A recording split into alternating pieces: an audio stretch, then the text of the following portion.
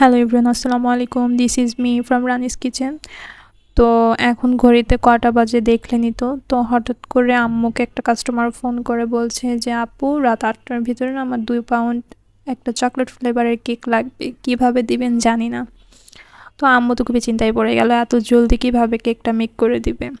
কিন্তু কিছু কিছু কাস্টমার আছে যা এমনভাবে বলে না করাও যায় না। তো যাই হোক, কাজে লেগে পড়ে গেছে আম্মু।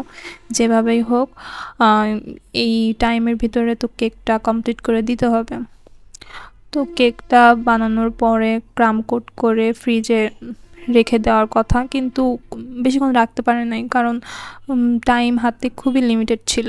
অ্যান্ড আর একটা মেইন প্রবলেম ছিল যে কেকটা অর্ডার করেছে তার কোনো পছন্দ ছিল না। তিনি বলেছিল যে মানে আপনার ইচ্ছা মতো আমার ছেলের বার্থডে নিজের ছেলে মনে করে একটা ডিজাইন করে দিবেন। কিন্তু আম্মু এরকম কোনো কাস্টমার বললে আরও বেশি বিপদে পড়ে যায়, কারণ সবার মানে চয়েস তো এক হয় না। তো এই জন্য এখন ওই টাইমের ভিতরে কি ডিজাইন দিবে সেটা ভেবে ভেবে পাচ্ছিল না। তো আম্মু বলছিল যে কোনো একটা ডিজাইন কেউ বের করো। একবার আমাকে বলছে, একবার আমার ভাইকে বলছে।